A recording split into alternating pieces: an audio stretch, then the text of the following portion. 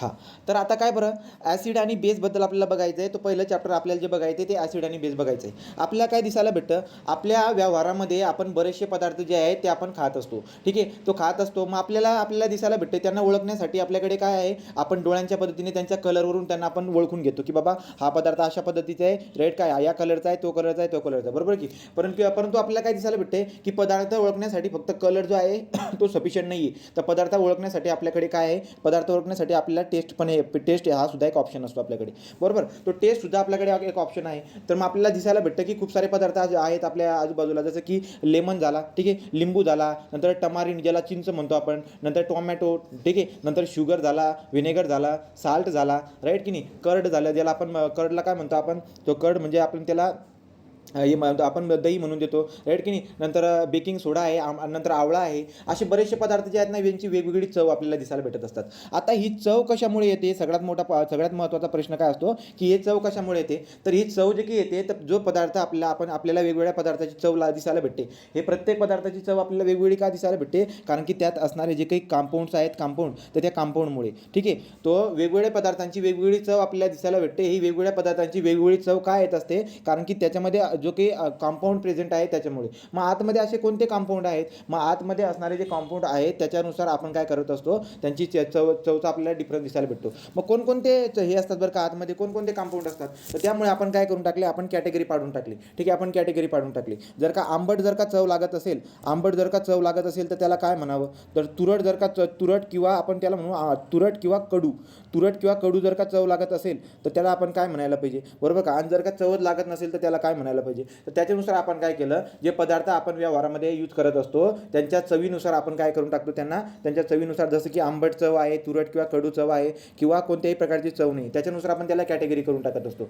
मग त्याच्यानुसार आपल्याला ॲसिड बेस आणि साल्ट असे 3 पॉईंट आपल्याला बघायचे. तर काही पदार्थ तुम्हाला खारट पण लागतात, तर काही पदार्थ आपल्याला खारट लागतात. नंतर काही पदार्थ गोड लागतात, ठीक आहे, तो गोड पदार्थ लागतात. काही खारट लागतात, गोड लागतात, तुरट लागतात, कडू लागतात, आंबट लागतात. तो सफिशियंट आपल्याकडे एवढी चव आपल्याला नक्की लागत असते. ठीक आहे. आता जर तुम्ही बघायला गेलात, लिंबू घेऊया. आता लिंबूबद्दल सगळ्यांना माहिती आहे, लेमन. तो लिंबूबद्दल जे काही आहे ते त्याची चव आपल्याला आंबट लागते. नंतर चिंच, लिंबू झाला, चिंच झाला, आवळा झाला, व्हिनेगर झाला. हे 4 पदार्थ जर तुम्ही पुस्तकानुसार बघायला गेलात तर यांची चव तुम्हाला कशी दिसायला भेटते, साऊर टेस्ट म्हणजे काय, आंबट टेस्ट. ठीक आहे. तो आता आपण जरा डिटेलमध्ये जाऊया साऊर टेस्टबद्दल, ज्याला आपण आंबट टेस्ट म्हणतो. जर चिंच जर का खाल्ली तर आपल्याला आंबट टेस्ट लागते, खट्टी टेस्ट म्हणतो त्याला, खट्टा आपण, राईट की नाही. तो लेमन, टामरिंड, व्हिनेगर, आमला हे असे पदार्थ जर का तुम्ही यूज केले तर तुम्हाला दिसायला भेटेल की त्यांची चव जी आहे ना ती सौर आहे, आंबट टेस्ट आहे, बरोबर. आंबट टेस्ट दिसायला भेटते. ही आंबट चव का लागत आहे, कारण की त्याच्यामध्ये कोणता तरी कंपाऊंड प्रेझेंट आहे, त्याच्यामुळे ते आपल्याला दिसायला भेटत असते, राईट. तो मग आता आपल्याला जो कंपाऊंड त्याच्यामध्ये प्रेझेंट आहे, ज्याच्यामुळे आपली चव कशी दिसायला भेटते, आपल्याला आंबट टेस्ट दिसायला भेटते, त्याला म्हणून देतो आपण ॲसिड. त्याला काय म्हणतो आपण, ॲसिड. तर लक्षात घ्या, जो काही आपली चिंच आहे, चिंच झाली, नंतर काय व्हिनेगर झाला, लिंबू झाला, आवळा झाला, याच्यामध्ये कोणतरी कंपाऊंड लपलेला आहे, त्या कंपाऊंडमुळे आपल्याला चव आंबट लागत असते. आणि जो कंपाऊंड त्याच्यात लपलेला आहे त्याला म्हणून देतो आपण ॲसिड. त्याला विज्ञानाच्या भाषेमध्ये आपण काय म्हणून देतो, ॲसिड, आणि मराठीमध्ये त्याला आपण आम्ल म्हणत असतो. तर इथपर्यंत ही बात दिसायला भेटून जाते. आता हे जे काही ॲसिड आहे, हे ॲसिड त्या फळांमध्ये आपल्याला दिसायला भेटतात. जे फळं आपण यूज करत आहोत त्यांच्यामध्ये काही कंपाऊंड प्रेझेंट आहे, ज्याला मी ॲसिड म्हणतो, त्यांची चव मला आंबट लागत असते, बरोबर. मग फक्त फळांमध्ये असतं का, हे बिलकुल पण नाही. हे फक्त फळांमध्ये राहत नाही, तर हे आपल्याला बरेचसे प्राण्यांमध्ये पण दिसायला भेटतात. कधी कधी मुंगी चावून जाते, तर कधी जेव्हा हाताला मुंगी चावते तर ती मुंगी काय करत असते, ॲक्च्युली ती मुंगी चावते याचा अर्थ असा आहे ती आपल्या शरीरामध्ये कंपाऊंड सोडत असते. ती शरीरामध्ये फाईट करण्यासाठी, स्वतःचा बचाव करण्यासाठी त्या आपल्या शरीरामध्ये ती काय करत असते, केमिकल सोडत असते, केमिकल कंपाऊंड सोडत असते. आणि ते केमिकल कंपाऊंड जे काही आपल्याला वेगळ्या पद्धतीने जाणतात, राईट का. तो त्यामुळे ते सुद्धा यूज करतात. सांगायचं तात्पर्य काय आहे, की फक्त फळांमध्ये ते कंपाऊंड नसतात, ते कंपाऊंड फक्त फळांमध्ये नसतात, तर ते कंपाऊंड कशामध्ये दिसायला भेटतात, तर ते कंपाऊंड जे काही आहे ते प्राण्यांमध्ये पण असतात. स्वतःचा बचाव करण्यासाठी प्राण्यांमध्ये असतील, किंवा प्राण्यांमध्ये देखील सुद्धा ते असत असतात. तो पचन करण्यासाठी सुद्धा ते कंपाऊंड आपल्याला दिसायला भेटतात. तो कंपाऊंडचे खूप सारे आपल्याला कामं दिसायला भेटतात, ते आपण पुढे जाऊन बघूया.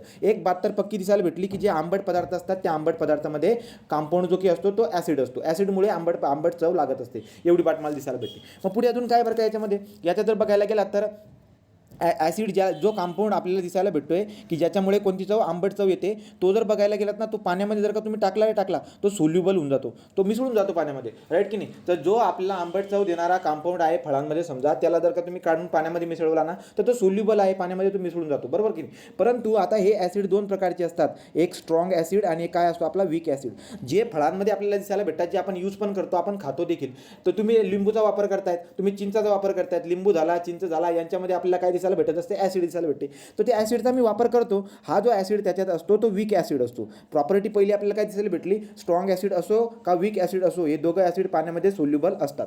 हे दोघं ॲसिड पाण्यामध्ये सोल्युबल असतात. मी काय बोलतोय तुम्हाला, वीक ॲसिड म्हणजे कोणता, जो आपण यूज करतोय तो वीक ॲसिड झाला. स्ट्रॉंग ॲसिड म्हणजे काय बरं का, तर स्ट्रॉंग ॲसिड जो काही असतो तो स्ट्रॉंग ॲसिड करोजिव्ह असतो. करोजिव्ह म्हणजे काय बरं का, जर का समजा तुम्ही लोखंड जर घेतला, तर लोखंडाच्या आजूबाजूला जर का स्ट्रॉंग ॲसिड जास्त टाईम राहिला ना, तर लोखंड जे काही आहे ना ते गंजायला लागून जातं. लोखंड जे आहे ते करोजन प्रॉपर्टी दाखवायला लागून जातं. तर मला सांगायचं काय की स्ट्रॉंग ॲसिड जे काही असतात, कधी कधी तुम्ही पिक्चरमध्ये बघतात कोणाच्या चेहऱ्यावर ॲसिड टाकून देतात, तर तो जो काही ॲसिड आहे तो स्ट्रॉंग ॲसिड आहे, आणि हा जो काही आहे वीक ॲसिड आहे. तर वीक ॲसिडचा एवढा परिणाम आपल्याला दिसायला भेटत नाही, परंतु स्ट्रॉंग ॲसिड जे काही आहे ते स्ट्रॉंग ॲसिड तुम्हाला दिसायला भेटेल की जर का कुठे टाकलं तर ते एक बर्निंग इफेक्ट देतं. तर स्ट्रॉंग ॲसिड जे काही आहे ते बर्निंग इफेक्ट देत असतं, परंतु वीक ॲसिड जे बर्निंग इफेक्ट देत नाही. परंतु दोघी प्रकारचे ॲसिड जे आहेत ते पाण्यामध्ये आपल्याला विरघळताना दिसायला भेटतात, ते पाण्यामध्ये सोल्युबल असतात. ओके.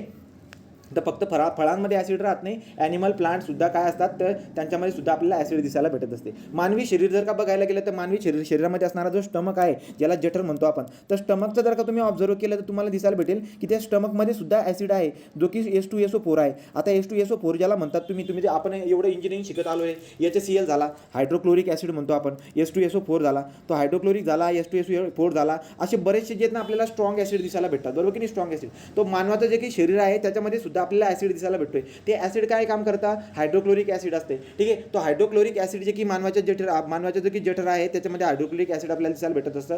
ते हायड्रोक्लोरिक ॲसिड काय करतं बरं का, हायड्रोक्लोरिक ॲसिड जे की आहे आपण खाल्लेलं जे की अन्न आहे त्याला पचवण्याचं काम करतं, राईट का, राईट. तो मग आपल्याला दिसायला भेटतं की H2SO4, HCl आणि बरेचसे असे स्ट्रॉंग ॲसिड आहेत. आपल्या PDF मध्ये मी सगळ्यांची नावं घेतलेली आहे, ठीक आहे. मी जस्ट तुम्हाला वरवरती माहिती देतो की चॅप्टरमध्ये काय आहे. तर ॲसिडबद्दल अशी स्टोरी आपल्याला दिसायला भेटून जाते, ठीक आहे. तर जे वीक ॲसिड असतात त्या वीक ॲसिडला बरेचसे 2-3 शब्द आपण देत असतो, ज्याला मी वीक ॲसिड म्हणतोय, लक्षात घ्या, ज्याला मी वीक ॲसिड म्हणतोय. वीक ॲसिड कुठे दिसली तुम्हाला वीक ॲसिड जे लेमनमध्ये दिसायला भेटली, टॅमरिंड जे काय चिंच, टॅमरिंड म्हणतो आपण त्याला, चिंचमध्ये, व्हिनेगरमध्ये तुम्हाला दिसायला भेटणार, आम्लामध्ये दिसायला भेटणार. तर यांच्यामध्ये असणारं जे ते वीक ॲसिड आहे, वीक ॲसिडला आपण नॅचरल ॲसिड पण म्हणतो. वीक ॲसिडला आपण काय म्हणतो, नॅचरल ॲसिड म्हणा त्याला तुम्ही, राईट का. तो नॅचरली ॲसिड आपण म्हणतो किंवा ऑर्गॅनिक ॲसिड पण म्हणतो. तो नॅचरल ॲसिड किंवा ऑर्गॅनिक ॲसिड आपण म्हणत असतो, जे फळांमध्ये आपल्याला दिसायला भेटते तेवाला. परंतु स्ट्रॉंग ॲसिड जे काय आहे ते बर्निंग इफेक्ट दाखवत असतं, राईट का. तो they are caustic or inflammatory, right. Burning effect दाखवतं. सल्फ्युरिक ॲसिड सांगितला, हायड्रोक्लोरिक ॲसिड सांगितला, HNO3 जो काय आहे HNO3 हा सुद्धा स्ट्रॉंग ॲसिड आपल्याला दिसायला भेटत असतो. तो हा स्ट्रॉंग ॲसिड आहे. जर का स्किनवरती टाकला तर स्किनला जाळून टाकत असतं, तर ती वाली प्रॉपर्टी आपण बघून घेतली, तर स्ट्रॉंग ॲसिड आपण त्याला म्हणत असतो. ही झाली बात कशाची, ॲसिडची. आता बेसिसबद्दल काय बरं का, बस ॲसिड काय आणि बेसिक काय याचं डिस्कशन वरती करायचं आहे, PDF कडे वळायचं आहे. तर बघा बरं का, आता काय, तर मला काय दिसायला भेटते, बेसिक पण आहे. बेसिक म्हणजे काय बरं, आतापर्यंत आपल्याला चव जी बघितली, फळांची जी काही चव आपण घेतली, ती चव आपल्याला आंबट दिसायला भेटत होती. परंतु समजा आता फक्त फळांची बात न करता आपण काही पदार्थ घेऊया, फळं म्हणा, काही पदार्थ म्हणा. तर काही पदार्थ जेव्हा आपण खात आहोत तर आपल्याला त्यांची चव जी ना, ती चव आपल्याला तुरट किंवा कडू. आता कडूला जे काही आहे इंग्रजीमध्ये बिटर म्हणतात, कडूला इंग्रजीमध्ये बिटर टेस्ट म्हणतात, ज्याला आंबटला आपण साऊर टेस्ट म्हणत होतो, कडूला इथं बिटर टेस्ट म्हणतात. आणि जो तुरट आहे, त्या तुरटला जो काही शब्द आहे तो तुरटला म्हणतात ॲस्ट्रिजेंट, ठीक आहे. तो ॲस्ट्रिंजेंट ज्याला तुरट शब्द असतो, ॲस्ट्रिंजेंट,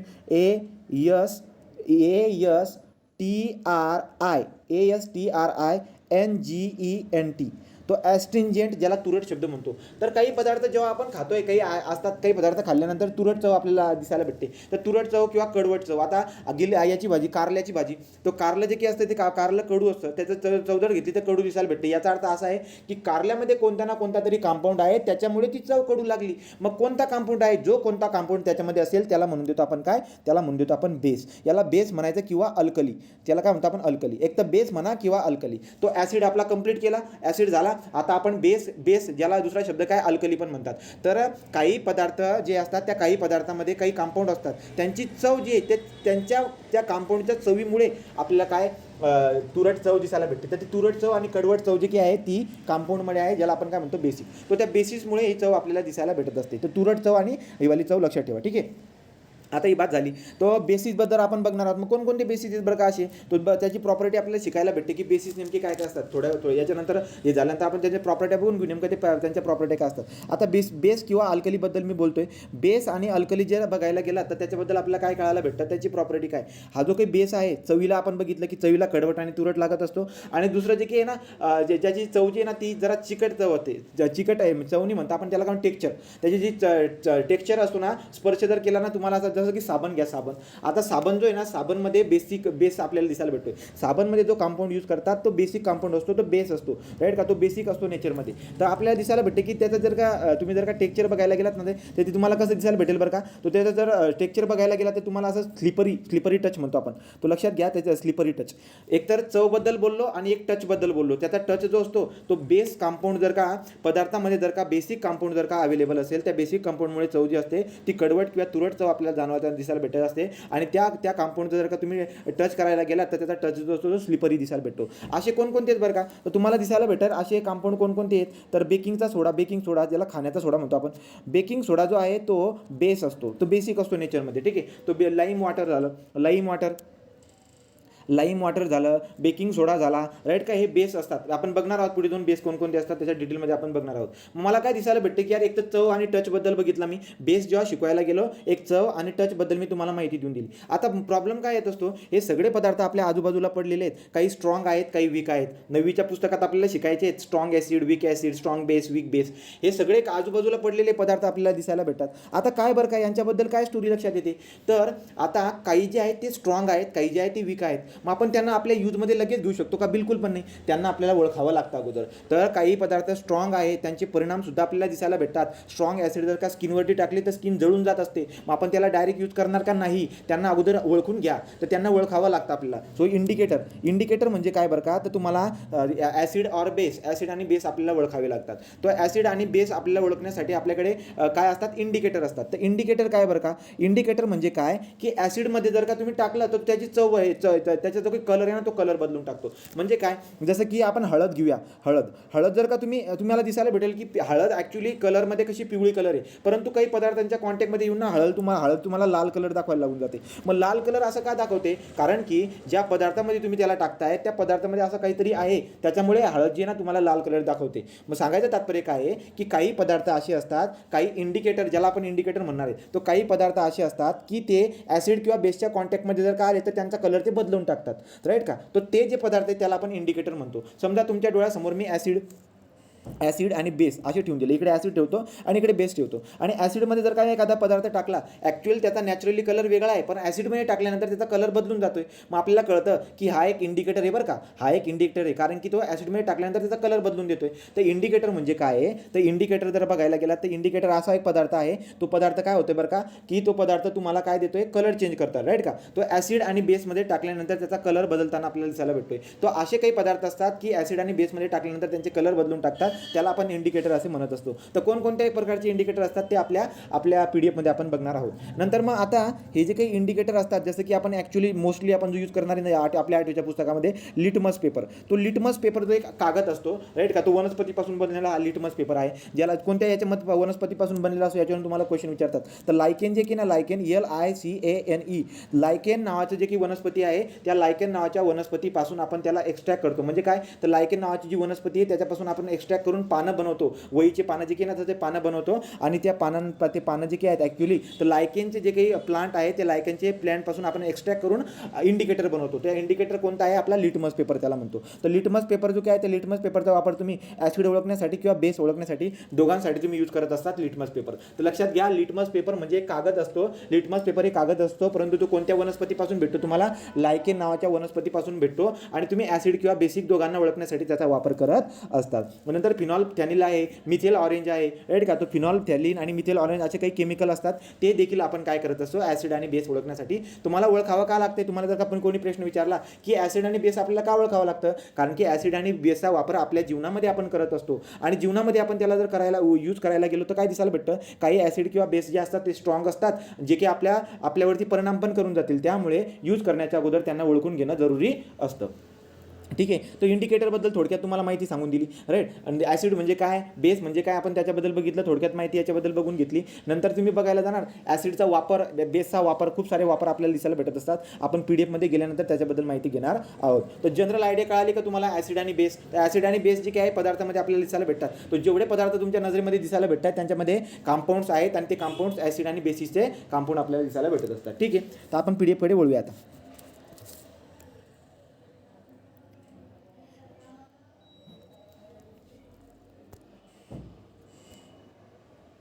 ठीक आहे, एक मिनटं.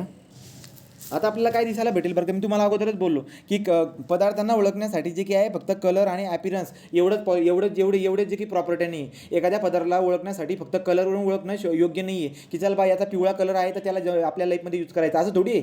पिवळा कलर आहे म्हणजे त्याला जीवनामध्ये यूज करायचा असं थोडी काही आहे. लाल कलर असेल त्याला यूज करायचा असं नाही आहे, राईट की नाही. तर मग आपल्याला फक्त कलरवरून गोष्टीला यूजमध्ये नाही आणावं लागत. तो बऱ्याचशा काही फॅक्टर असतात त्याच्यावरून आपण आणतो. मग आपल्याला काही पदार्थ असतात त्यांच्या चवनुसार आपण त्याला यूजमध्ये आणून घेतो, राईट का. नाहीतर काही त्याच्यावरची टेस्ट करतो त्याच्यानुसार आपल्याला दिसायला भेटत असतं, राईट की नाही. मग पुढे जर बघायला गेलं तर आपण काय बघितलं की आतमध्ये जे काही आहे त्याच्यामध्ये तो ॲसिड आणि बेसची स्टोरी आपण बघून घेतली. आतमध्ये काय असते बरं का, ॲसिड आणि बेस जे आहे ते ॲसिड आणि बेसवरून आपण बघितलं. मग तुम्हाला काय सांगितलं मी की काही पदार्थ जे असतात त्या काही पदार्थ म्हणजे समजा आता काही पदार्थ जे असतात त्यांच्यामध्ये कंपाऊंड पदार्थ आहे, राईट, सबस्टन्स आहे आणि त्याच्यामध्ये काहीतरी कंपाऊंड असतात, बरोबर. तर ते कंपाऊंड जे काही आहे ते कंपाऊंड तुम्हाला बर्निंग इफेक्ट पण दाखवतात.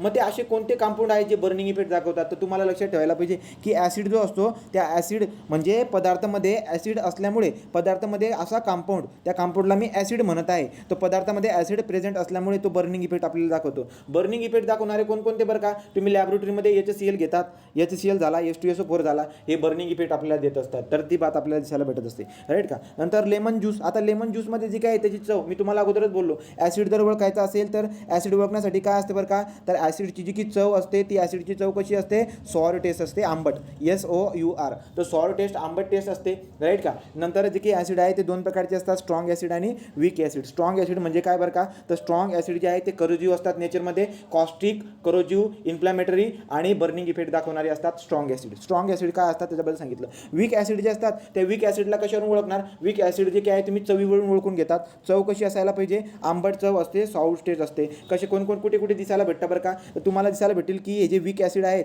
हे चिंचामध्ये, टोमॅटोमध्ये, चिंचामध्ये, दहीमध्ये, नंतर अजून कशामध्ये असे बरेचसे पदार्थ त्यांच्यामध्ये. पण प्रश्न काय विचारले जातात, जे हे वीक ॲसिड आहेत याच्यामधलं जर का समजा मी तुम्हाला बोललो चिंच, तर चिंचमध्ये कोणत्या प्रकारचा ॲसिड असतो, नंतर कर्डमध्ये कोणत्या प्रकारचं ॲसिड असतं, टमाट्यामध्ये कोणत्या प्रकारचं ॲसिड आहे, द्राक्षमध्ये कोणत्या प्रकारचे ॲसिड आहे, डाळीमध्ये कोणत्या प्रकारचा ॲसिड आहे, राईट का. तो शरीरामध्ये कोणत्या प्रकारचा ॲसिड आहे, DNA जो आहे तो सुद्धा एक ॲसिड असतो. प्रोटीन असतात, जे प्रोटीन आपण यूज करत असतो त्यांच्यामध्ये पण ॲसिड असतात. तर खूप सारे ॲसिडची एक लिस्ट आपल्याला बनून जात असते, जे सिलेबसमध्ये आपल्याकडे जे आहे त्याच्याबद्दल आपण डिस्कस करणार आहोत. तो ॲसिड म्हणजे काय, दोन प्रकारचे ॲसिड जे असतात त्यांची नाव स्ट्रॉंग ॲसिड. स्ट्रॉंग ॲसिडची प्रॉपर्टी काय असते ते लक्षात ठेवायचं.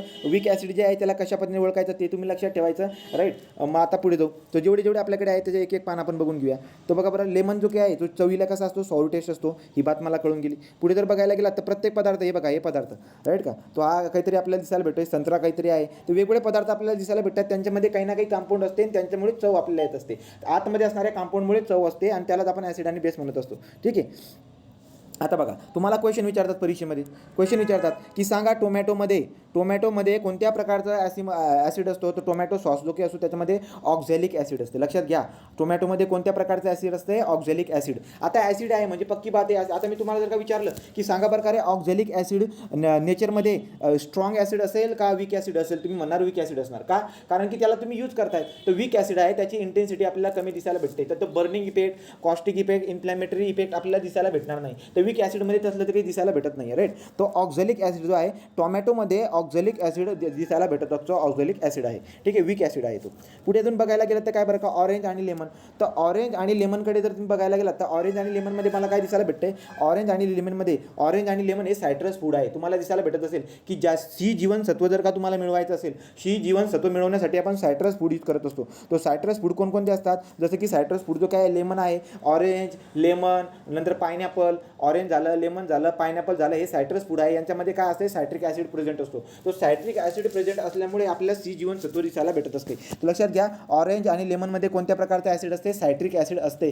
टोमॅटोमध्ये कोणत्या प्रकारचं ऑक्झॅलिक ॲसिड प्रेझेंट असताना आपल्याला दिसायला भेटत असते. हे पॉईंट जे आहेत लक्षामध्ये ठेवायचे. नंतर पुढे काय बरं का, मी तुम्हाला वीक ॲसिड सांगून देतो सगळे. ठीक आहे, आपल्या पदार्थामध्ये असणारे जे वीक ॲसिड असतात ना, वीक ॲसिडबद्दल मी तुम्हाला सांगून देतो. मी तुम्हाला 2 सांगितले. एक सांगितला टोमॅटोमध्ये ऑक्झॅलिक ॲसिड असतं, राईट. नंतर मी तुम्हाला लेमन आणि ऑरेंज बोललो, तो लेमन आणि ऑरेंजमध्ये काय असतं, सायट्रिक ॲसिड असतं, बरोबर. नंतर मी तुम्हाला दहीबद्दल सांगतो. दहीला इंग्रजीमध्ये कर्ड म्हणतात. तो दहीला इंग्रजीमध्ये आपण कर्ड म्हणतो. आणि कर्डमध्ये सुद्धा ॲसिड असतो. कोणता ॲसिड असेल, वीक ॲसिड असतो. का वीक ॲसिड असतो, कारण की तो आपण दहीला आपण खातोय, आपल्याला कोणत्याही प्रकारचा एवढा परिणाम दिसायला भेटत नाही, त्यामुळे तो वीक ॲसिड आहे. मग कर्ड जे काही आहे, ज्याला आपण वीक ॲसिड म्हणतोय, की कर्डमध्ये वीक ॲसिड असते, त्यामुळे आंबट चव आपल्याला लागते. कोणता आहे बरं का तो कंपाऊंड की ज्याच्यामुळे आपल्याला आंबट चव लागते, तर ते लॅक्टिक ॲसिड आहे. कोणतं, लॅक्टिक ॲसिड. तो लक्षात घ्या, जे की आपली कर्ड आहे त्या कर्डमध्ये लॅक्टिक ॲसिड प्रेझेंट असल्यामुळे आपल्याला चव आंबट लागत असते. आणि लॅक्टिक ॲसिड जो काही आहे, हा ॲसिड कोणत्या प्रकारचा ॲसिड आहे, हा वीक ॲसिड आहे. मी तुम्हाला 3 नावं सांगून झाली. टोमॅटोबद्दल सांगितलं ऑक्झॅलिक ॲसिड, नंतर दुसरं बोललो लेमन आणि ऑरेंज, त्याला बोललो सायट्रिक ॲसिड, तिसरं मी तुम्हाला कर्ड बोललो, लॅक्टिक ॲसिड. मी चौथ्या पदार्थाकडे जातो. चौथ्या पदार्थाकडे मी जातो, समजा टमारिंड, TAMARIND, टॅमॅरिंड ज्याला म्हणतो आपण मराठीमध्ये चिंच. तो चिंच पण आपल्याला चवीला आंबट दिसायला भेटते. याचा अर्थ असा आहे, चिंचला मी यूज करत आहे, ती चवीला मला आंबट लागत आहे, तिला मी यूज करत आहे, चवीला आंबट लागत आहे, मला दिसायला भेटते की त्याच्यामध्ये कोणता तरी कंपाऊंड आहे. मग जो असा कोणता तरी कंपाऊंड आहे ज्याची चव मला आंबट लागते, नक्कीच कोणता तरी ॲसिडिक कंपाऊंड असेल. पण तो ॲसिडिक कंपाऊंड वीक असेल, कारण की त्याला मी यूज करत आहे डायरेक्टली, राईट. तो मग कोणता असा कंपाऊंड आहे ज्याच्यामुळे आंबट चव आपल्याला लागते आणि याचा एवढा परिणाम आपल्याला जास्त दिसायला भेटत नाही. तर लक्षात घ्या, टामारिंडमध्ये TT means what, tartaric acid. परीक्षेमध्ये तुम्हाला हे सगळे क्वेश्चन विचारतात, जेवढं मी बोलतोय ना तेवढे सगळे क्वेश्चन विचारतात. तर लक्षात घ्या, ते टमारिंड जी की असतं चिंच, त्या टमारिंडमध्ये आपल्याला काय दिसायला भेटते, टार्टारिक ॲसिड असते. तो टार्टारिक ॲसिड जो आहे तो वीक असतो नेचरमध्ये, हा चिंचमध्ये अवेलेबल असतो. आणि चिंचला आपण जे काय खाल्ल्यानंतर मग आपल्याला आंबट चव लागत असते. तर टार्टारिक ॲसिडमुळे असं घडते. ठीक आहे, तो चिंचमध्ये टार्टारिक ॲसिड असते, टॅमॅरिंडमध्ये TT टार्टारिक ॲसिड असते. नंतर ठीक आहे, नंतर आता लेमनबद्दल ॲक्च्युली जर बघायला गेलात तर इथं काय लिहिलं होतं, ऑरेंज आणि लेमन जो काही आहे त्या लेमनमध्ये सायट्रिक ॲसिड असते. परंतु मोर डिटेलमध्ये गेलात तर ऑरेंज जो काही आहे त्या ऑरेंजमध्ये आपल्याला काय दिसायला भेटते, तर ऑरेंजमध्ये अजून एक दुसरं नाव आहे त्याचं, एक ॲसिड असतो, SASCO, ॲस्कॉर्बिक ॲसिड आपल्याला दिसायला भेटत असते. तो लक्षात राहू द्या माहितीसाठी, की जर का पर्टिक्युलरली जर का ऑरेंज आलं तर ऑरेंजमध्ये उत्तर शोधायचा प्रयत्न करायचा, एकतर सायट्रिक ॲसिड, एकतर ॲस्कॉर्बिक ॲसिड. जर तुम्हाला ऑरेंज आलं तर ॲस्कॉर्बिक ॲसिड तुम्ही लक्षात ठेवा. लेमनमध्ये पर्टिक्युलरली सायट्रिक ॲसिड असते, परंतु ऑरेंजमध्ये सायट्रिक ॲसिड किंवा ॲस्कॉर्बिक ॲसिड असे 2 प्रकारचे ॲसिड आपल्याला दिसायला भेटतील. नंतर एक व्हिनेगर असतं, फेमस उदाहरण आहे, व्हिनेगरबद्दल पण विचारतील. तो व्हिनेगर सुद्धा काय आहे, व्हिनेगरमध्ये सुद्धा ॲसिड प्रेझेंट असतो. तर व्हिनेगरमध्ये ॲसिड आहे, ऑरेंजमध्ये ॲसिड आहे, टमारिंडमध्ये ॲसिड आहे, टोमॅटोमध्ये ॲसिड आहे, कर्ड आणि लेमन यांच्यामध्ये सुद्धा आपल्याला ॲसिड दिसायला भेटत असते. व्हिनेगरमध्ये कोणत्या प्रकारचं ॲसिड असतं रे, तर ॲसिटिक ॲसिड. व्हिनेगरमध्ये काय असते, ॲसिटिक ॲसिड. तो एवढे सफिशियंट उदाहरण असावेत, अजून बरेचसे आहेत, आपण आपल्या वाचनामध्ये त्याला आणत असणार आहे. ठीक आहे, तो व्हिनेगर जो काय आहे, व्हिनेगरमध्ये ॲसिटिक ॲसिड आहे, ऑरेंजमध्ये ॲस्कॉर्बिक ॲसिड आणि सिट्रिक ॲसिड आपल्याला दिसायला भेटत असते, टॅमॅरिंडमध्ये टार्टारिक ॲसिड आहे, टोमॅटोमध्ये ऑक्झॅलिक ॲसिड आहे, कर्डमध्ये लॅक्टिक ॲसिड आहे आणि लेमनमध्ये सायट्रिक ॲसिड आहे, राईट. अशा पद्धतीने मी तुम्हाला सगळ्या गोष्टी सांगून झाल्या, राईट. तो जो काही बघा, हे व्हिनेगरबद्दल ॲसिटिक ॲसिड. नंतर इथपर्यंत तुम्हाला कळालं असणार, आलं लक्षामध्ये. तो ॲसिड म्हणजे काय, चवीला कसं लागत असतं, 2 प्रकारचे ॲसिड कोणते ते तुम्हाला लक्षात येऊन गेले. अजून ॲसिडचे आता आपण प्रॉपर्टी आणि यूजबद्दल बघून घेऊया, म्हणजे ॲसिड आपलं सगळं संपून जाणार आहे. ठीक आहे, तर मी ॲसिडचे तुम्हाला आता काय सांगून देतो, ॲसिडचे तुम्हाला प्रॉपर्टी आणि यूज सांगून देतो. ठीक आहे, तो आता ॲसिड दोघी प्रकारचे जे ॲसिड आहेत, स्ट्रॉंग ॲसिड आणि वीक ॲसिड, त्या सगळ्यांची टोटल मी प्रॉपर्टी सांगून देतो. तो ॲसिडची मी प्रॉपर्टी सांगतो, 5 प्रॉपर्टी आपल्याला बघायची आहे. पहिली प्रॉपर्टी आपण बघून घेऊया, 5 प्रॉपर्ट्या बघायचे. ॲसिड जे की असतात ते ॲसिड चवीला जे असतात साऊर टेस्ट असते, ही झाली पहिली प्रॉपर्टी. तो acid are sour in the taste, ते चवीला आंबट असतात. ॲसिड जर बघायला गेलात तर ॲसिडच्या डिटेलमध्ये जर बघायला गेलात तर तुम्हाला मी अगोदर बोललो होतो, ॲसिड जे असतात ते सोल्युबल असतात. लक्षात घ्या, ॲसिड जे असतात लिहून घ्या, acid is a soluble in nature. तो ॲसिड हे सोल्युबल आहे नेचरमध्ये. काय घडतं बरं का, जेव्हा ॲसिड तुम्ही पाण्यामध्ये टाकतात तर त्याच्यासोबत रिॲक्शन होते. रिॲक्शन होऊन काय होईल बरं का, तर तुम्हाला दिसायला भेटणार, समजा मी एखादा ॲसिड घेतो, तर ॲसिड जेव्हा तुम्ही पाण्यामध्ये टाकतात तर तो काय होतो, तो पाण्यामध्ये पाण्यामध्ये मिसळतो आणि पाण्यामध्ये मिसळल्यानंतर तुम्हाला डिसोसिएशन दिसायला भेटतं. कसं बरं? समजा HCl हा एक आपला ॲसिड आहे, याला जेव्हा तुम्ही पाण्यामध्ये ॲड करतात तेव्हा पाण्यामध्ये ॲड केल्यानंतर एसोसिएशन जे काही आहे तो आपल्याला डिसोसिएट होताना दिसायला भेटतो. कसा डिसोसिएट होतो बरं का? H+Ion plus Cl-. सांगायचं तात्पर्य काय आहे की ॲसिडमध्ये जो आहे तो आपल्याला H+Ion दिसायला भेटतो. काय सांगायचं मला?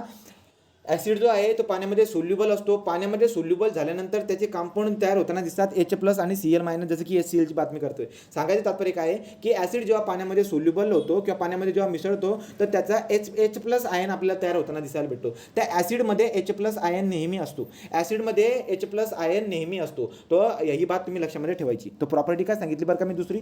तो पहिली सांगितली मी तो सॉल्ट टेस्ट असतो. नंतर acid molecule contain hydrogen ion. Acid molecule contain hydrogen ion. ही झाली आपली. तो हायड्रोजन आयन आपल्याला ॲसिडमध्ये दिसायला भेटत असते. नंतर पुढे काय बरं का? ॲसिड जे काही आहे ते मेटलसोबत, समजा मेटल आहे, आता मेटल पुढे जाऊन आपण शिकणार आहोत. मेटलिक पदार्थ असतात की नाही, जर मेटल आणि ॲसिड जर एकत्र करून टाकले ना, म्हणजे मी ॲसिड घेतला समजा हायड्रोक्लोरिक ॲसिड आणि त्याला मेटलवरती टाकलं, तर ॲसिड आणि मेटल या दोघांची जर का रिॲक्शन झाली ना तर गॅस तयार होतो. त्याच्यामधून तुम्हाला ना गॅस तयार होताना दिसायला भेटेल. मायक्रो लेवलला म्हणा किंवा डोळ्याला म्हणा तो गॅस तयार होताना दिसायला भेटतो. तो गॅस कोणता असतो? Hydrogen gas. तो हायड्रोजन. तो पहिली प्रॉपर्टी सांगली की ॲसिड जो आहे तो आंबट असतो चवीला. ॲसिडमध्ये जे काही हायड्रोजन आयन आपल्याला दिसायला भेटत असतो. ॲसिड जो काही आहे तो ॲसिड जेव्हा मेटलसोबत रिॲक्ट करतो, ॲसिड मेटलसोबत रिॲक्ट जेव्हा होतो तेव्हा हायड्रोजन गॅस आपल्याला तयार होताना दिसायला भेटत असतो. नंतर तुम्हाला दिसायला भेटेल की ॲसिड जो आहे ना, ॲसिड जर ॲसिडची रिॲक्शन कोणता काय तुम्ही घ्या ना, खूप सारे ॲसिड आहे, स्ट्रॉंग ॲसिड और वीक ॲसिड. तो स्ट्रॉंग ॲसिड और वीक ॲसिडबद्दल मी बोलतोय. तर ॲसिड जर का ॲसिड जर का कार्बोनेटसोबत जर रिॲक्ट झाला, ॲसिड जर कार्बोनेटसोबत रिॲक्ट जर झाला, त्याची रिॲक्शन पुढे जाऊन बघू आपण वाटल्यास. तर ॲसिड जर का कार्बोनेटसोबत रिॲक्ट झाला तर तुम्हाला काय दिसायला भेटते? कार्बन डायऑक्साईड बाहेर निघताना दिसायला भेटतोय. बघा, ॲसिड जर मेटलसोबत रिॲक्शन जर का केलं तर मेटल आणि ॲसिड जर एकत्र तुम्ही आणण्याचा प्रयत्न केला तर गॅस बाहेर निघतो. कोणता? Hydrogen gas. पण ॲसिड आणि कार्बोनेट जर का एकत्र केलं, ॲसिड आणि कार्बोनेट जर तुम्ही एकत्र केलं तर तुम्हाला कार्बन डायऑक्साईड बाहेर लिबरेट होताना दिसायला भेटतो. तर कार्बन डायऑक्साईड लिबरेट होताना दिसायला भेटेल. त्यांच्या रिॲक्शन तुम्ही करून पण बघू शकतात, राईट की नाही? तो रिॲक्शन सुद्धा तुम्ही करून बघा. टाइमपास रिॲक्शन करून बघायचं, जसं की HCl प्लस कार्बोनेट. ठीक आहे, कार्बोनेट आपण म्हणून घ्या CO3. तर तुम्हाला काय दिसायला भेटेल बरं का? मी काय बोललो की आपल्याला कार्बन डायऑक्साईड तयार होताना दिसायला भेटतो. तो कार्बन डायऑक्साईड आपल्याला तयार होताना दिसायला भेटेल आणि दुसरे काही कंपाऊंड तयार होताना दिसायला भेटत असतात. ठीक आहे, तर यांच्या रिॲक्शन वेळेवरती आपण बघूया. आपण बेसिक लेवलला आहोत, इतक्या रिॲक्शन बघायची नाही, कारण की रिॲक्शन शिकायची आपल्याला, नंतर बघूया. ठीक आहे, तो एवढी बात लक्षात आली. मग मी तुम्हाला प्रॉपर्टी सांगून दिला. अजून एक पाचवी प्रॉपर्टी इंडिकेटरवरून सांगतो. इंडिकेटर अजून डिटेलमध्ये सांगायचं राहून गेलं, पण तरी पण बघा. तो ब्ल्यू लिटमस पेपर जो काही असतो, मी तुम्हाला अगोदरच बोललो की लिटमस पेपर एक इंडिकेटर म्हणून आपण वापरत असतो. लिटमस पेपर तुम्हाला लायकेम नावाच्या वनस्पतीतून भेटलेला जो की लिटमस पेपर आहे तो तुम्ही ॲसिड आणि बेस ओळखण्यासाठी यूज करत असतात. तर लक्षात घ्यायचं, बीबी लक्षात ठेवायचं.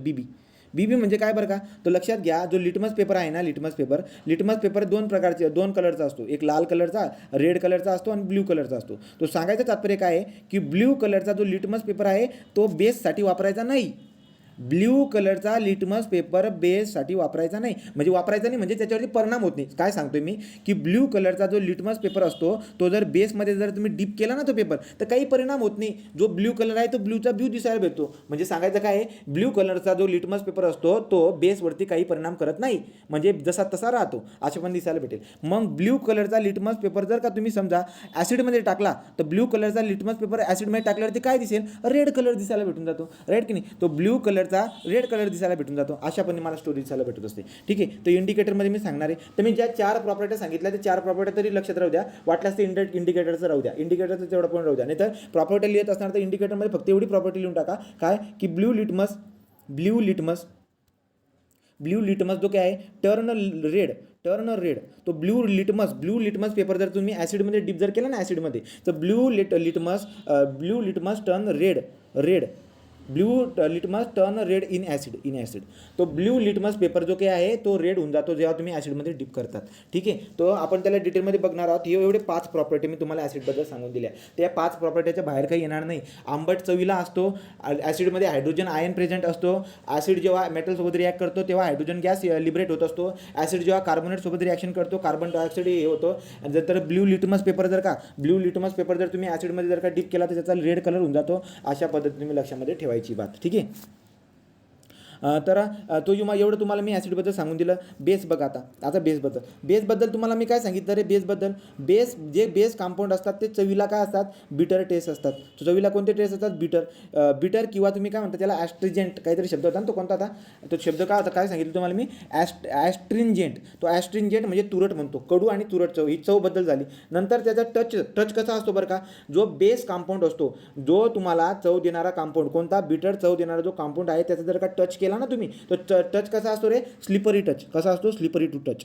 तो स्लिपरी टच आपल्याला दिसायला भेटतो. एक्झाम्पल जर बघायला गेलो बेसिकचं मी एक्झाम्पल काय देतो मी, साबण झाला, साबण ज्याला सोप म्हणतात इंग्रजीमध्ये, साबण, शॅम्पू, राईट का, सोप, शॅम्पू झाला, साबण झाला, हे आपल्या दिसायला भेटायला आपल्या आजूबाजूला हे उदाहरण आपण देत असतो. साबण झाला, शॅम्पू झाला, नंतर कारलं जे काही आहे कारलंचं उदाहरण आपण देत असतो, कारलं झालं. तो अशा पद्धतीचे बरेचसे आपल्याला बेसिक मटेरियल पण दिसायला भेटत असतात.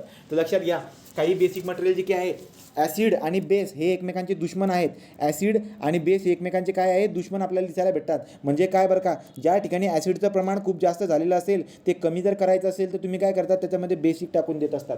जसं की काय बरं का, आपलं जे जठर आहे ज्याला स्टमक म्हणतो इंग्रजीमध्ये, ते स्टमकामध्ये अन्नपदार्थ पचवण्यासाठी ॲसिड काम करून घेतो, ज्याला हायड्रोक्लोरिक ॲसिड आपण म्हणत असतो. तर आपल्या जठरामध्ये असणारा हायड्रोक्लोरिक ॲसिड जो काय आहे तो पचनास मदत करत असतो. परंतु त्याचं प्रमाण जर का जठरामध्ये जर का जास्त झालं तर काय होऊन जातं, आपल्या ॲसिडिटी जाणवायला लागून जाते, ज्याला आपण पित्त वगैरे म्हणतो. मग ॲसिडिटी आपल्याला जास्त जाणवायला लागून जाते. मग ती ॲसिडिटी कमी करण्यासाठी आपण काय करत असतो, आपण बेसिक पदार्थ घेतो. जसं की इनो घेतात तुम्ही, राईट का, तो आपण इनोचा वापर करत असतो. इनो का घेत असतो, कारण की इनोमध्ये बेसिक मटेरियल असतात. तो बेस जो काही इनोमध्ये बेस असतो, राईट का, नाहीतर तुम्ही काय करत असतात, असं व्हाईट कलरचं एक हे असते, औषध असते, ते औषध आपण घेत असतो. सांगायचं तात्पर्य एखादा आहे की ज्या ठिकाणी ॲसिड जास्त झालेला आहे तिथं त्याला काउंटरॅक्ट करण्यासाठी आपण बेस ॲड करतो. जिथं बेस जास्त झाला आहे त्याला काउंटरॅक्ट करण्यासाठी आपण ॲसिड टाकत असतो. ठीक आहे, तो ॲसिड आणि बेस एकमेकांचे ॲपोजिट असतात, पूर्ण विरुद्ध असतात, असे दिसायला भेटत असते आपल्याला.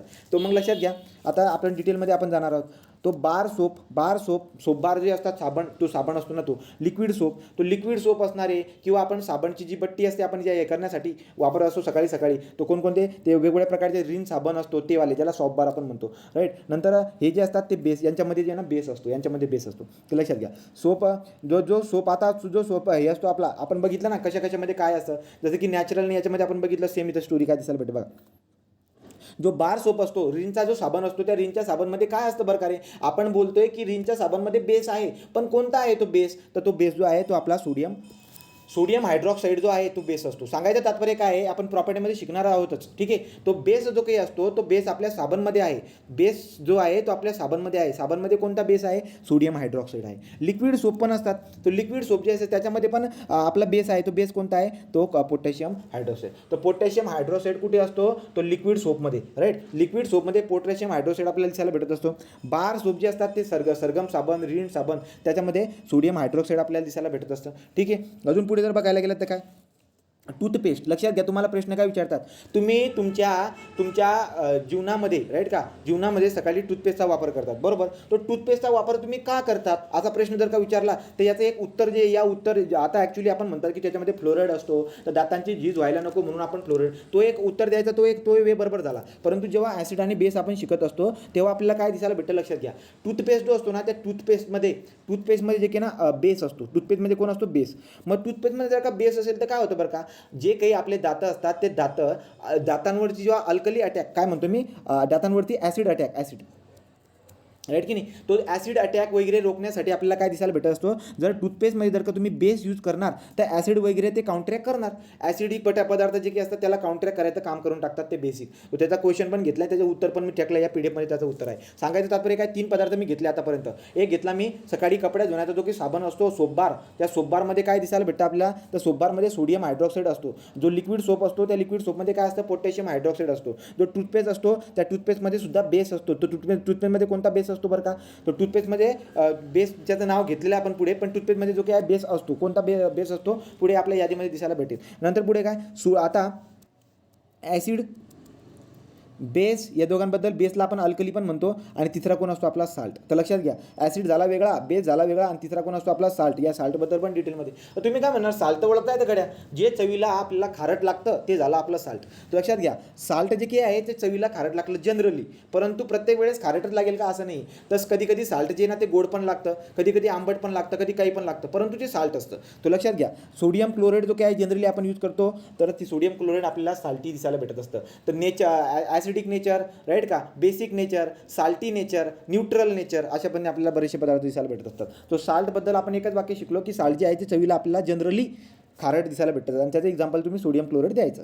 इथपर्यंत आपण आलेलो आहे. पुढे आता चॉक जो काही असतो तो चॉकसुद्धा साल्टी असतो. लक्षात घ्या, एक तर आपलं मीठ जे सकाळी आपल्या जेवणामध्ये वापरणारं जे की मीठ असतं ते आपलं साल्टी असतं नेचरमध्ये. जे चॉक असतो, तो चॉक काय असतो बरं का, तो चॉकमध्ये कॅल्शियम कार्बोनेट. लक्षात घ्या, चॉकमध्ये कॅल्शियम कार्बोनेट असतो, आणि कॅल्शियम कार्बोनेट जो साल्टी असतो. सांगायचं तात्पर्य एकच आहे, खाण्यामध्ये आपण जे की मीठ वापरतो तो साल्टी असतो नेचरमध्ये, त्याची चव साल्टी दिसायला भेटत असते. जो खडू असतो आपल्या फळावरती लिहिणारा जो पांढरा खडू असतो त्याच्यामध्ये कॅल्शियम कार्बोनेट असते, आणि कॅल्शियम कार्बोनेट जो काय हा साल्टी पदार्थ आहे, तो ॲसिड आणि बेस नाही नेचरमध्ये, ना ॲसिड आहे ना बेस आहे, तो काय आहे, तो साल्टी आहे. तो साल्टी नेचर आहे त्याचं, तो साल्टी नेचर दिसायला भेटते. तर सोडियम क्लोराईड जे काय आहे, सोडियम क्लोराईड साल्टी आहे नेचरमध्ये.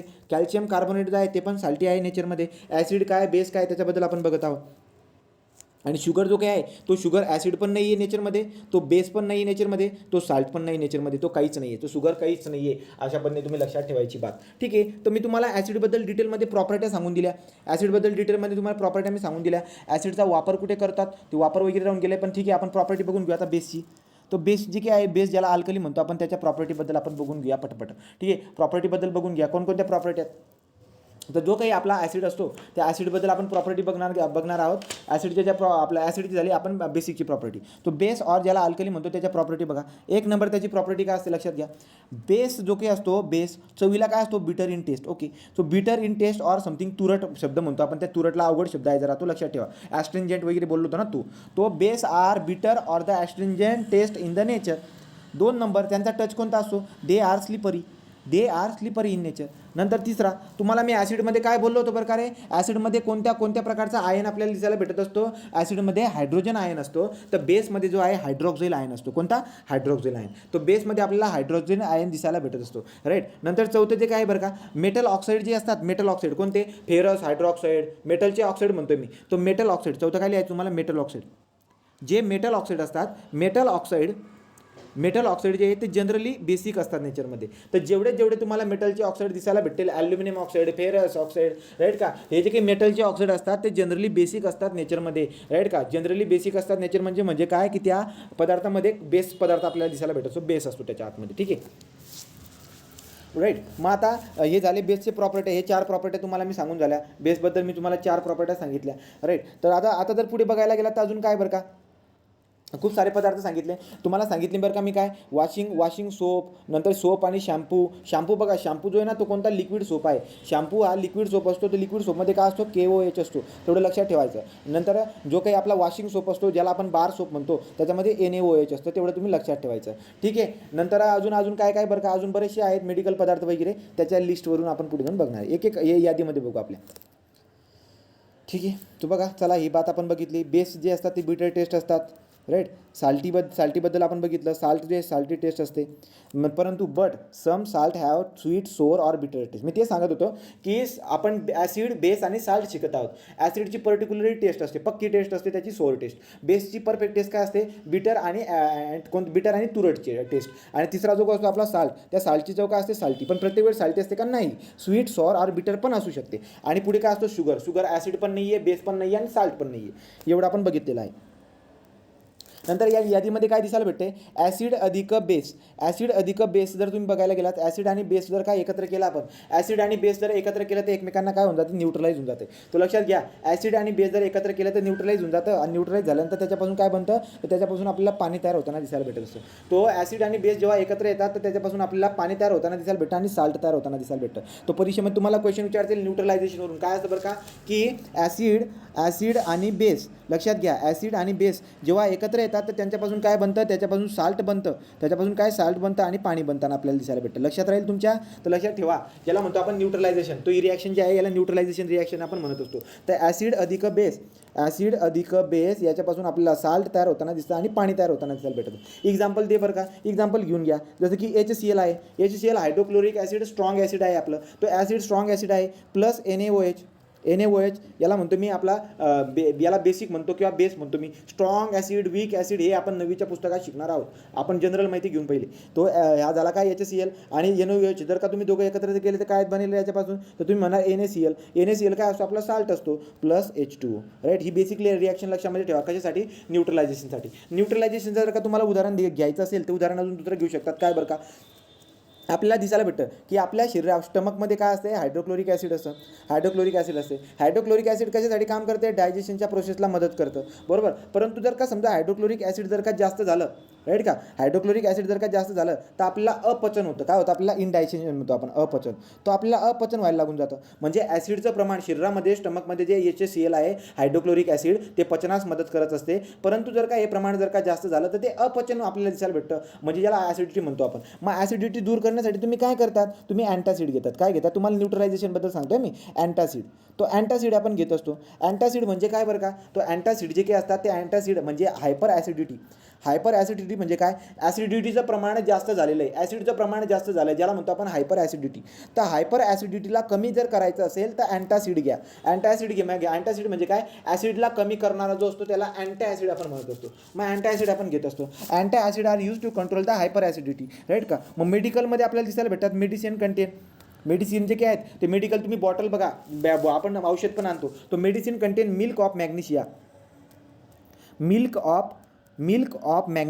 हा मिल्क ऑफ मॅग्नेशिया जो एक अँटासिड आहे. काय आहे? एक अँटासिड आहे म्हणजे काय? आपल्या शरीरामध्ये झालेलं जे काही हायपर ॲसिड आहे त्याला कमी करायचं काम करत असते, न्यूट्रलाइज करायचं काम करतं, कमी करायचं काम करतं, राईट का. Such alkaline medicine neutralise excess acid present in stomach. लक्षात घ्या, जो काय हा मिल्क ऑफ मॅग्नेशिया आहे, मॅग्नेशियम हायड्रॉक्साईड म्हणतो त्याला मी, MgOH2. तो लक्षात घ्या, MgOH ब्रॅकेटच्या बाहेर 2.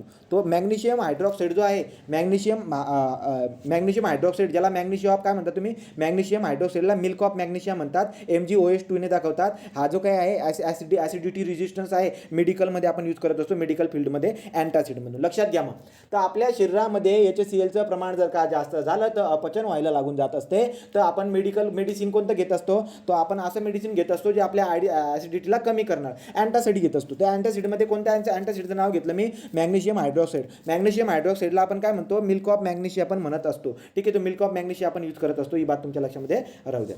कधी कधी काय होतं बरं का, तर तुम्हाला न्यूट्रलायझेशनमध्ये सांगतोय की जे काही माती असते, सॉईल जी आहे ना, ते सॉईलमध्ये आपण जर तुम्ही बघायला गेलात, लक्षात घ्या, जे काही फर्टिलायझर असतात, फर्टिलायझर बॉम्ब, हे बॉम्ब फोडतो ना आपण, फर्टिलायझर झाले, बॉम्ब झाले, राईट का. नंतर तो केमिकल फर्टिलायझर, इंडस्ट्रीमध्ये खूप सारे केमिकल फर्टिलायझर तयार होत असतात.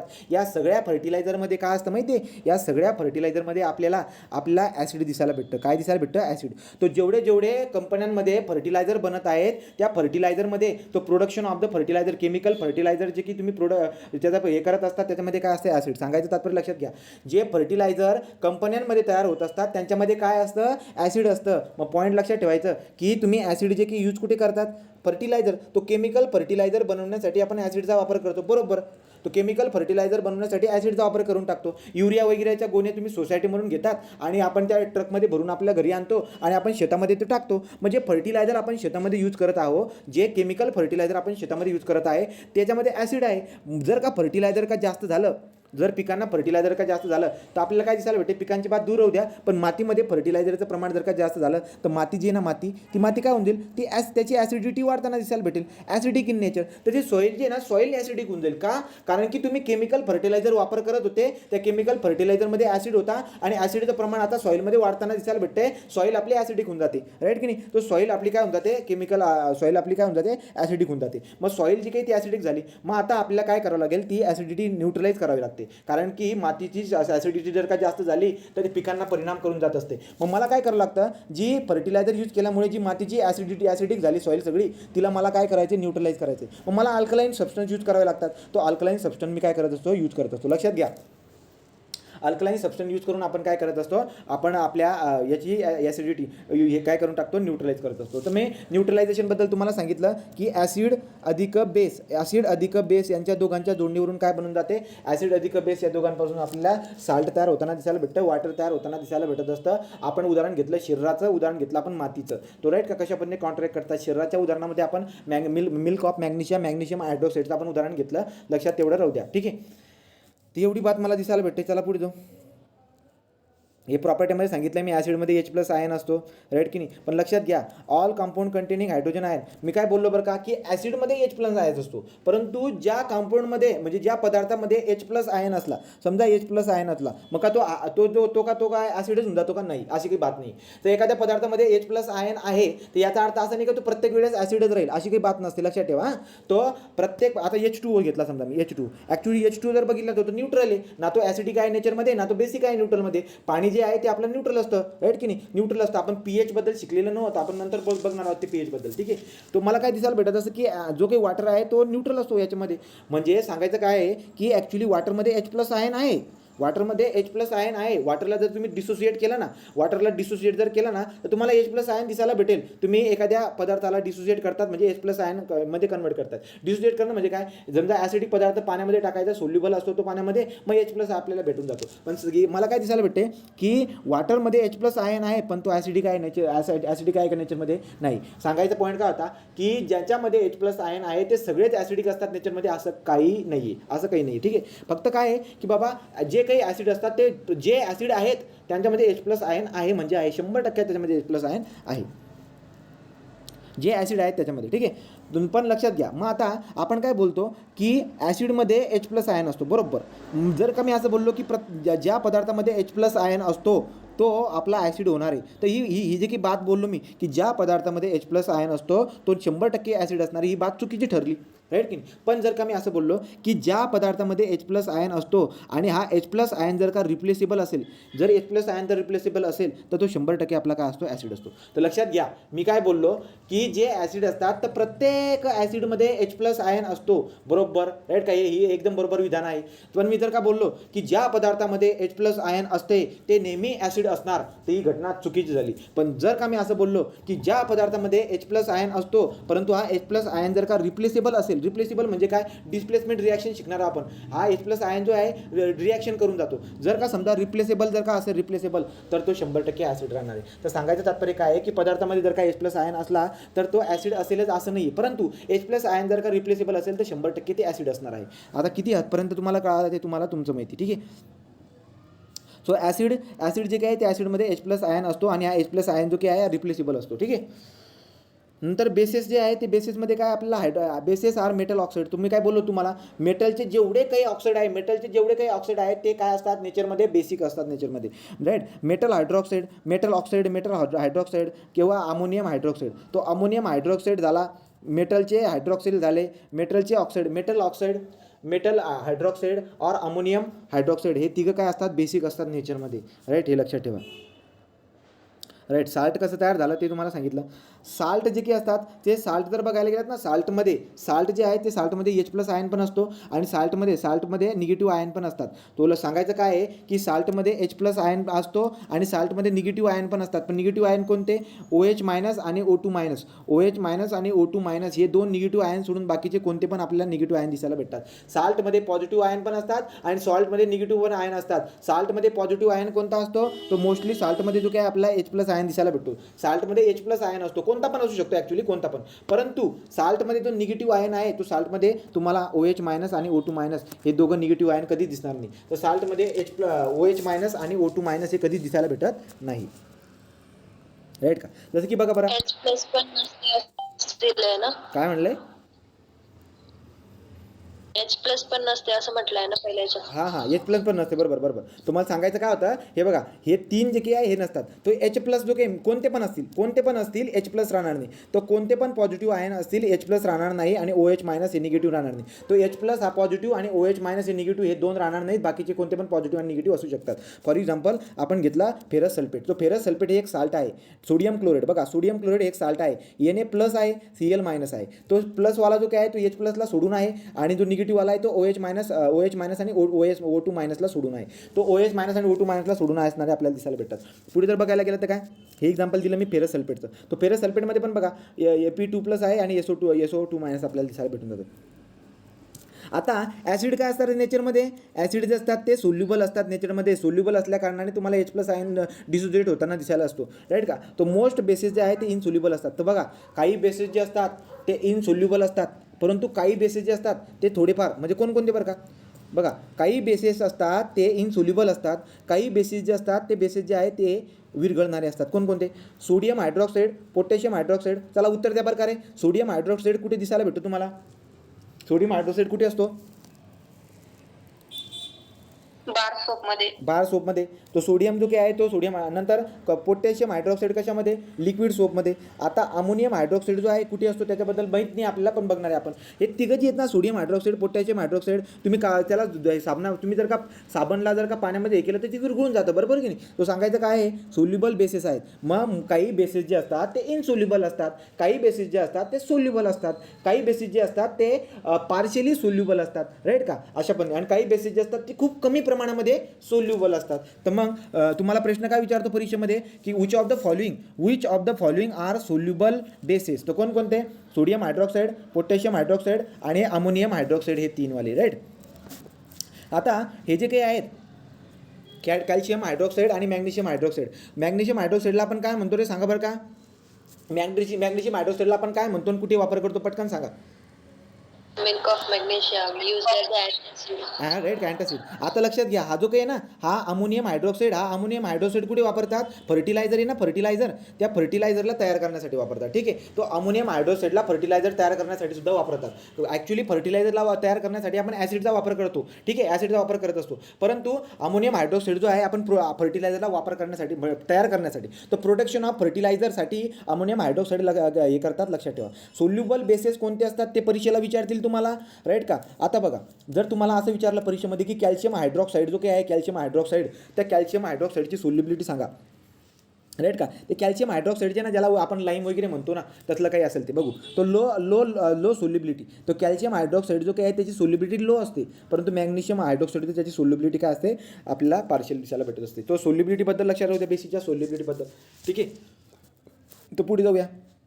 टाईप ऑफ साल्ट, ठीक आहे. आता आपण काय बात बघितली, ॲसिड जे असतात ते सोल्युबल असतात, परफेक्ट.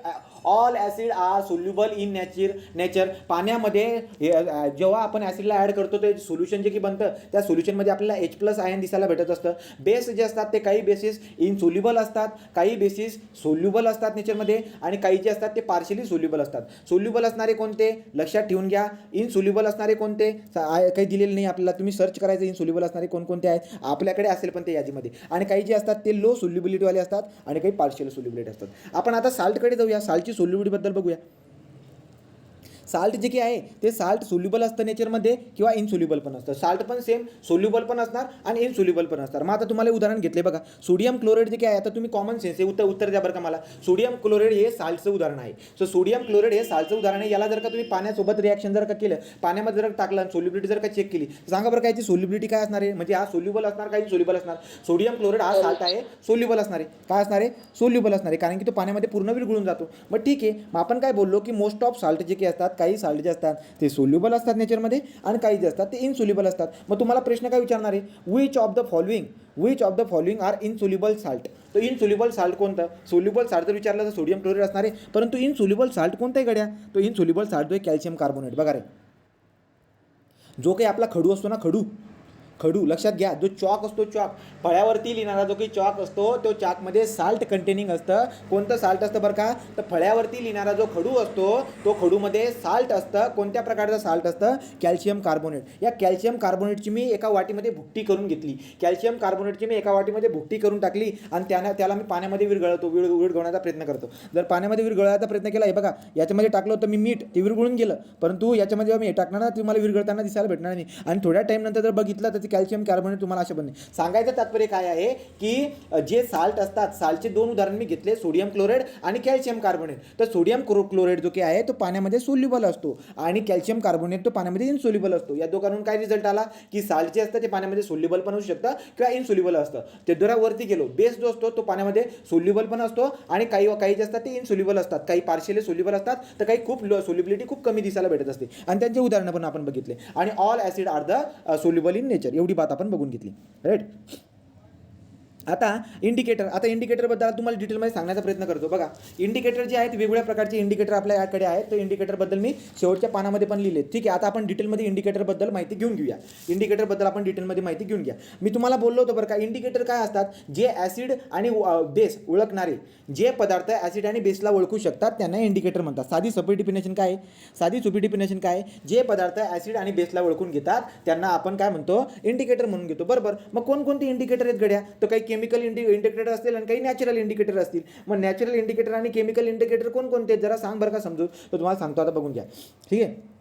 तो इंडिकेटर जर बघायला गेला तर आपल्याकडे लिटमस पेपर आहे. लिटमस पेपर सांगा बरं का, लिटमस पेपर कशापासून बनतो.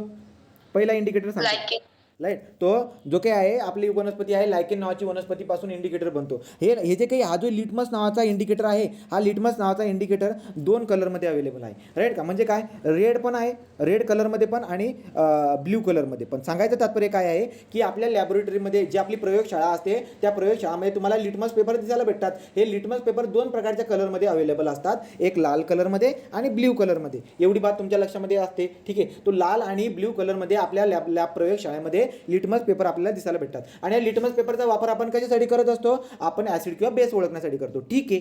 मी तुम्हाला एक स्टोरी सांगितली होती काय प्रकारे, की ब्ल्यू कलरचा बी वरती काही परिणाम होत नाही. म्हणजे काय की ब्ल्यू कलरचा जो लिटमस पेपर आहे तो जर का तुम्ही बेसमध्ये जर का टाकला तर तुम्हाला कोणत्या प्रकारचा कलर दिसायला भेटणार, तुम्ही म्हणणार कलरलेस. काय म्हणणार तुम्ही, कलरलेस. तर बीचा जो काय त्याच्यामध्ये कलर, मग काय दिसायला भेटते, जर ब्लू कलरचा लिटमस पेपर घेऊन जर का समजा तुम्ही ॲसिडमध्ये टाकला, आपण व्यवस्थित लिहून घेऊ. बघा, मी तुम्हाला काय सांगतोय, लिटमस पेपर, तो लिटमस पेपर 2 प्रकारचे, एक रेड कलर असतो आणि एक काय असतो आपला, एक रेड आणि एक ब्ल्यू कलर असतो. ठीक आहे. मी आता काय करतो बरं का, ब्ल्यू कलरचा जो लिटमस पेपर आहे त्या ब्ल्यू कलरच्या लिटमस पेपरला उचलला, एका भांड्यामध्ये घेतलं ॲसिड, एका भांड्यामध्ये घेतलं साल्ट, एका भांड्यामध्ये घेतलं ॲसिड, एका भांड्यामध्ये घेतो समजा बेस आणि एका भांड्यामध्ये घेतो समजा मी साल्ट. ठीक आहे. तो 3 पदार्थ मी घेतोय. आता जो बेस आहे, आपलं जो ब्ल्यू कलरचा लिटमस पेपर हातामध्ये पकडला, प्रयोगशाळामधून ब्ल्यू कलरचा लिटमस पेपर आणला आहे, 3 बोटामध्ये पकडून घेतला आहे. आता मी ॲसिडमध्ये काय करतो, त्याला डीप करतोय. तर जेव्हा त्याला मी ॲसिडमध्ये डीप करून टाकतो, ब्ल्यू कलरचा जो आहे ना, ब्ल्यू कलरचा तो रेड होऊन जातो. ब्ल्यू कलरचा लिटमस पेपर म्हणजे तुम्ही तुमच्या समोर, तुम्हाला माहीत नाही कोणता तरी एक केमिकल तुम्हाला देऊन दिलं आहे, म्हणतात काय, ओळख हा काय आहे, ॲसिड आहे का बेस आहे. तुम्ही काय केलं, तुम्ही घेतलं तो काय घेतलं बरं का तर तुम्ही लिटमस पेपर घेतला, ब्ल्यू कलरचा लिटमस पेपर घेतला आणि तो बुडवला, तुम्ही ॲसिडमध्ये बुडवला, म्हणजे तुम्ही बुडवला आणि कलर काय होऊन गेला माहिती का, रेड कलर होऊन गेला. मग तुम्ही 100% काय म्हणणार की जो ब्ल्यू लिटमस पेपर आहे तो ब्ल्यू लिटमस पेपर जो आहे ना लाल कलरचा होऊन जातोय, आणि लाल कलरचा जर का होत असेल ना तर तो ॲसिडमध्ये असं घडणार आहे, त्या ॲसिडमध्ये असं घडून जातं. राईट की नाही. तो ब्ल्यू कलरचा लिटमस पेपर हा लाल होऊन जातो ॲसिडमध्ये. ही स्टोरी तुम्हाला सांगायची होती. राईट का. आता मी काय केलं, मी ब्ल्यू कलरचा लिटमस पेपर घेतला आणि तो डीप केला. तो कशामध्ये डीप केला बरं का, मी तो बेसमध्ये. तर सांगा बरं का काय बनेल, तुम्ही म्हणणार कलरलेस. तो ब्ल्यू कलरचा जो काय आहे तो आपल्याला काय दिसायला भेटून जातो, कलरलेस. आणि जर का समजा तुम्ही साल्टमध्ये बुडवला तर साल्टमध्ये काय होणार आहे, तिथं पण कलरलेस दिसायला भेटतो. तो सांगायचं तात्पर्य काय आहे, लक्षात घ्या. मी फक्त कोणता लिटमस पेपर वापरला, मी आतापर्यंत फक्त ब्ल्यू कलरचा लिटमस पेपर वापरला. राईट. तुम्हाला ही स्टोरी आपल्याला दिसायला भेटून जाते. राईट. तो हे बघा, हा कलर चेंज नाही होणार की एकदम कलरलेस होऊन जाणार, कलर रिमेन सेम. म्हणजे लक्षात दे का, आता आपल्याला गंमत बघा. तर आपण काय बघत आहोत, मला काय दिसायला भेटते, मी लिटमस पेपरला बघते, लिटमस पेपरचा कलर बदलतो का तो आपण बघत आहोत. बरोबर का. मग मी काय केलं होतं, मी सॅम्पल घेतले नाही, 1 2 3 हे 3 सॅम्पल आपण घेतलेले आहेत. मग याच्यामध्ये आपण काय करत आहोत, ब्ल्यू लिटमस पेपर. तो ब्ल्यू लिटमस पेपर मी घेतला. त्या ब्ल्यू लिटमस मला कलर कोणता आहे बरं का, ब्ल्यू लिटमसचा कलर कोणता आहे, ब्ल्यू आहे. जो ब्ल्यू लिटमस पेपर आहे त्याचा कलर कसा आहे, ब्ल्यू आहे. बरोबर. मग तुम्ही त्याला उचलला, ॲसिडमध्ये टाकला, तो हा ब्ल्यू कलर काय होऊन गेला, ब्ल्यू लिटमस पेपर. हा ब्ल्यू लिटमस पेपर जो आहे ना तो रेड कलर होऊन गेला. आलं लक्षामध्ये. तो ब्ल्यू लिटमस पेपर जर का तू याच्यामध्ये बुडवलं, हे बघ कुठे बरं का, ते हे बघ, हा जो आहे ना, हा समजा हा बघा, हे ब्ल्यू लिटमस होतं माझ्या हातामध्ये आणि त्याला जेव्हा मी याच्यामध्ये ॲसिडमध्ये जेव्हा बुडवतोय ना, तो लाल कलर होऊन जातो. हे सांगायचं मला, कळतं आहे का? तर लक्षात घ्या, जो ब्ल्यू लिटमस पेपर आहे ॲक्च्युली त्याचा कलर कोणता आहे? ब्ल्यू कलर आहे. परंतु जेव्हा तुम्ही त्याला ॲसिडमध्ये डिप करतात ना, तो ब्ल्यू लिटमस पेपर जो आहे ना, तो लाल कलर होऊन जातो, राईट का? परंतु जो ब्ल्यू लिटमस पेपर जर तुम्ही ॲसिडमध्ये डिप जर केला ना, आपलं बेसमध्ये जर डिप केला ना, बेसमध्ये, तर बेसमध्ये डिप केल्यावरती काही कलरचा परिणाम होत नाही. जसा कलर राहून जातो, ब्ल्यू कलर होऊन जातो, बरोबर का? जसा ब्ल्यू कलर. सेम साल्टमध्ये जर का त्याला डिप केलं तरी सुद्धा त्याचा कलर बदलत नाही. ब्ल्यू लिटमस पेपरच राहतो. कळालं का तुम्हाला मी काय बोलतोय? तर मी जे काही बोलतोय ते कळलं का? सांगा बरं. राईट, अशा पण स्टोरी आपल्याला दिसायला भेटून जाते. मग आता मी काय केलं बरं का, मी यूज केलं आहे. मी आतापर्यंत मी ब्ल्यू लिटमस पेपर यूज केला, ठीक आहे. तो मी ब्ल्यू लिटमस पेपर यूज करून टाकला. ब्ल्यू लिटमस पेपर मी यूज करून टाकला. आता मला ना रेड लिटमस पेपर यूज करायचं कडे, रेड लिटमस पेपर, ठीक आहे. आता आपल्याला पक्की बात माहिती आहे काय बरं का. आता तुम्ही मला सांगा बरं का, हा रेड लिटमस पेपर कशामध्ये बदलणार नाही? मी तुम्हाला प्रश्न विचारतो, सांगा. रेड लिटमस पेपर तुम्ही कशामध्ये बुडवल्यावरती रेड लिटमस पेपरचा कलर बदलणार नाही? ॲसिडमध्ये. आलं लक्षामध्ये? तर जर रेड लिटमस पेपर जर का तुम्ही घेतला आणि त्याला जर का समजा ॲसिडमध्ये डिप केला ना, तर रेड लिटमस पेपरचा कलर लाल कलर आहे. तो ॲसिडमध्ये बुडवल्यावरती लालच कलर दिसायला भेटतो, कलर बदलत नाही. परंतु बेसमध्ये जर का त्याला टाकला तर लाल कलर काय कन्वर्ट होईल बरं का, सांगा रे? लाल लिटमस पेपर काय बनवून दे? तो काय बनवू दे? ब्ल्यू कलर बनवू दे. आलं लक्षामध्ये? तर अशा पद्धतीने आपल्याला दिसायला भेटून जाते ती बात. आणि जर काय केलं तर साल्टमध्ये काही परिणाम होताना दिसायला भेटत नाही, ठीक आहे. तो आता आपण काय करणार आहोत, ॲसिडमध्ये बेसमध्ये बुडवल्यावरती काय कलर होतात ते आपण बघणार आहोत. लिटमस पेपरची बात चाललेली आहे, लिटमस पेपरची बात चाललेली. बघा बरं का, तुम्हाला काय दिसायला भेटतंय? हे जे ना, हे तिघं भांड्यामध्ये काय बघून घ्या तुम्ही. तिघं भांड्यामध्ये काय, पहिल्या भांड्यामध्ये काय बेस आहे, पहिल्या एका ठिकाणी काय बी आहे, नंतर काय ए आहे, नंतर एस आहे आणि नंतर ए आहे. तो BSA आहे. चला वरती जाऊ. BSA, ठीक आहे. आपण समजून घेऊया आता. BSA आहे हा. आता हा इथं आहे बी, इथं आहे एस आणि इथं आहे ए. बघा बरं, आता काय शिकलो आपण शिकलो की ब्ल्यू लिटमस पेपर जर आपण बेसिकमध्ये ॲड केला, ब्ल्यू लिटमस पेपर बेसिकमध्ये ॲड केला तर कलर ब्ल्यू रिमेनचे, कलर बदलत नाही. कोणाचा? लिटमस पेपरचा कलर बदलत नाही. जर समजा तुम्ही ब्ल्यू लिटमस पेपर जर का साल्टमध्ये डिप केला तर कलर बदलत नाही. कोणाचा? ब्ल्यू लिटमस पेपरचा कलर बदलत नाही. जर ब्ल्यू लिटमस पेपर जर का समजा तुम्ही ॲसिडमध्ये डिप केला तर कलर काय होऊन जातो? रेड होऊन जातो. ही स्टोरी कळाली. हे काय BSA. आता रेड लिटमस पेपर काय होऊन जातो बघा. तो हा इथं काय आहे? बेसिक आहे, इथं काय आहे? साल्ट आहे, इथं काय आहे? ॲसिड आहे. जर रेड लिटमस पेपर जर का मी बेसमध्ये जर का डिप केला तर कलर काय होऊन जातो? ब्ल्यू कलर होऊन जातो. जर रेड लिटमस पेपर जर का मी साल्टमध्ये केला तर काय होणार? कलर बदलणार नाही. आणि ॲसिडमध्ये सुद्धा त्याचा कलर बदलणार नाही. लक्षामध्ये राहू द्या. मी BB वरून लक्षात ठेवतो, सगळे उत्तर आपले येऊन जातात, ठीक आहे. आता तिसरा जो काही असतो आपला फिनॉल्फथॅलीन. कोणता असतो? फिनॉल्फथॅलीन. तुम्हाला प्रश्न काय विचारतात रे? फिनॉल्फथॅलीन हा कोणत्या कलरचा असतो? फिनॉल्फथॅलीनचा ॲक्च्युली कलर कोणता असतो? तो फिनॉल्फथॅलीन जो आहे ना, एक लिक्विड हे असतं. ते पाणी कसं आहे ना, आपलं पाणी सेम फिनॉल्फथॅलीन असतं. तो फिनॉल्फथॅलीन जो काय आहे, फिनॉल्फथॅलीन स्पेलिंग लिहून देतो. फिनॉल्फथॅलीनची लक्षात ठेवा. PHENO फिनॉल्फथॅलीन. फिनॉल्फ झालं का? थॅलीन THALEIN. तो फिनॉल्फथॅलीन आपल्याला दिसायला भेटतं बघा. हे बंद करून घेतो एक तास.